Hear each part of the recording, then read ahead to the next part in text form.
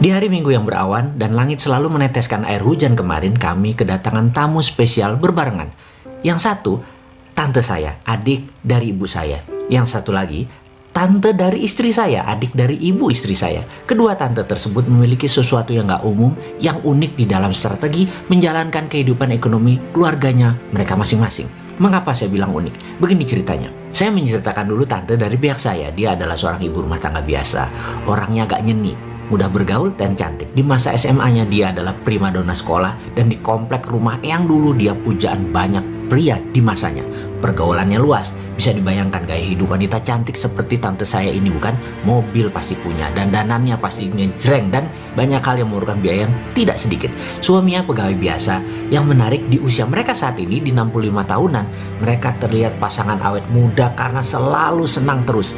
Apa resepnya mereka bisa memiliki gaya hidup mewah namun hanya berangkat dari seorang pegawai biasa?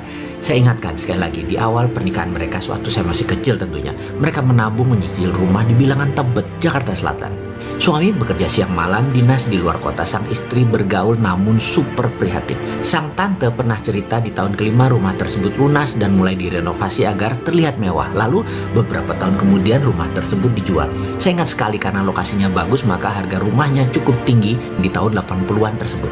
Mereka menjual dengan harga 800 juta. Lalu mereka membeli rumah di daerah Bilangan Pejaten seharga 400 juta dan sisanya 400 juta di deposito, beli mobil jalan-jalan. Hidup senang selalu mereka itu. Beberapa tahun kemudian di pertengahan tahun 90-an, mereka jual lagi rumah mereka di Bilangan Pejaten tersebut seharga 1,5 miliar. Saya ingat sekali semuanya karena saya menjualkannya kepada sahabat saya yang baru menikah dan tertarik dengan rumah tersebut. Lalu mereka beli rumah di Bilangan Cinere, harganya sekitar 800 juta. Yang 700 juta mereka menikmati hidup mereka, beli mobil, deposito, jalan-jalan, itu aja kerja mereka. Dan ketika tahun 2000-an awal, di tahun 2002 kalau nggak salah, mobil dan lainnya mulai menipis harta mereka. Dan apa yang mereka lakukan? Mereka menjual rumah di Cinere tadi, saya ingat harganya 2,7 miliar. Dan di tahun 2003 awal mereka pindah ke Bali.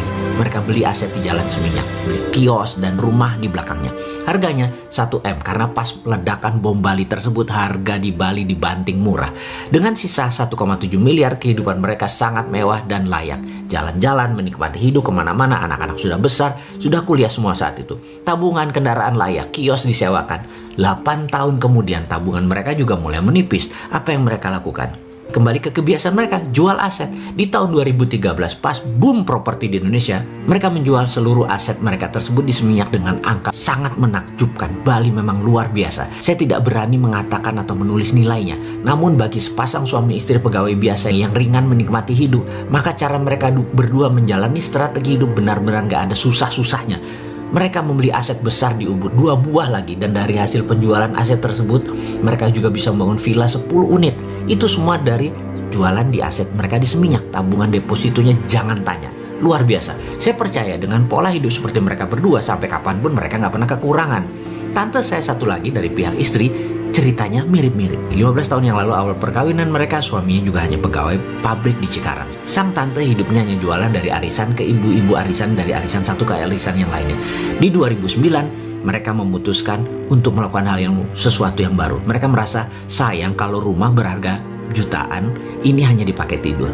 Lebih baik dijual, beli lagi di lokasi lain yang ada peluangnya untuk naik jauh lebih tinggi dari kenaikan rumah yang mereka tinggali sekarang. Rumah mereka di ujung gang, dijual di tahun tersebut, di 2009. Lalu dengan uang tersebut mereka membeli rumah dan merenovasinya. Renovasi belum selesai, rumah sudah ada yang nawar. Kalau mereka untung 20-50% lebih tinggi dari harga mereka beli plus investasi biaya flipping house renovasi, langsung mereka jual. Pindah rumah lagi, beli rumah lagi, renovasi lagi. Dan sahabat, dalam waktu 11 tahun mereka sudah pindah 8 kali. Mereka percaya menjual rumah yang ditinggali jauh lebih cepat laku karena secara psikologis rumahnya terlihat cantik dan hidup. Karena itu mereka selalu menjual rumah yang mereka tinggali.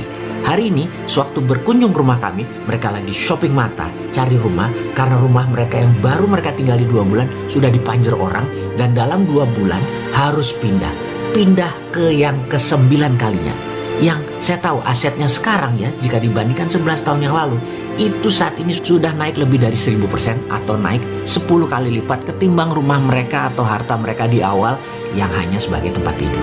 Sahabat semua, dari kedua hikmah tadi apa yang Anda dapat? Dan bisakah kedua cara itu Anda tiru?